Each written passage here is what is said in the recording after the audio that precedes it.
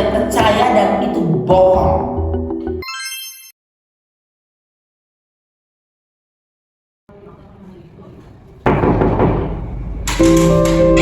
Permisi Bapak, selamat siang. Ya, yang bertugas pada siang hari ini Bapak. Kalau saya boleh tahu, bisa Bapak sebutkan nama Bapak siapa? Joko.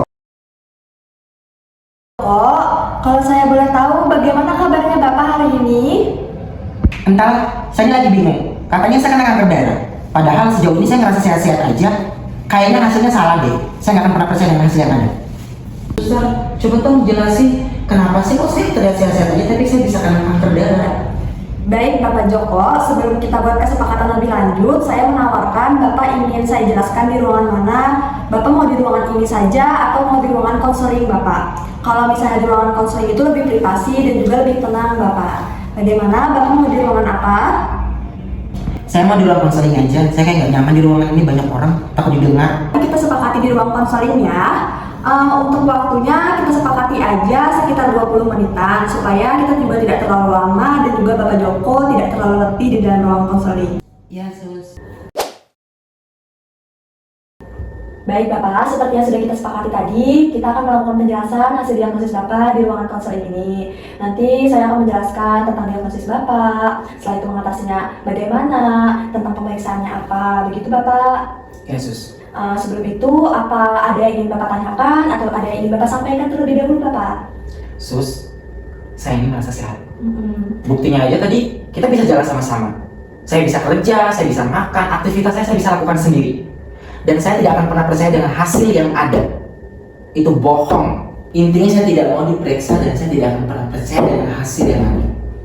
Saya mengerti Pak, Bapak sangat wajar merasa marah, tidak percaya. Mendengar kata kanker itu menakutkan memang Bapak.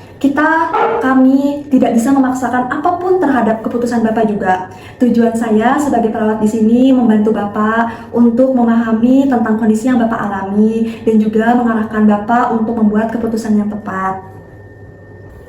Bapak, boleh saya tahu apa yang membuat Bapak takut terhadap pemeriksaan lanjutan ini? Apakah Bapak merasa takut terhadap efek samping obat-obatan? Atau Bapak takut dan merasa khawatir terhadap keluarga Bapak? Aduh, kalau takut ya jujur memang takut sih suster sebenarnya. Tapi yang paling saya takuti kalau seandainya nanti mengikuti pengobatan, saya disuruh minum obat, yang justru malah buat saya makin sakit. Sama saya takut juga nanti ketergantungan. Terus yang kedua saya takut juga kalau keluarga saya tahu, mereka sedih. Terus sebenarnya juga nggak mau tahu tentang penyakit ini sus. Benar sekali Bapak. Itu menandakan Bapak sebagai suami, ayah yang bertanggung jawab. Justru dengan tahu lebih awal, kita bisa membuat rencana lebih awal Bapak, supaya Bapak bisa mendampingi keluarga Bapak tetap sehat begitu. Kadang memang kita tidak ada merasakan gejala awal, tapi sel-sel di dalam darah berubah tanpa terasa Bapak.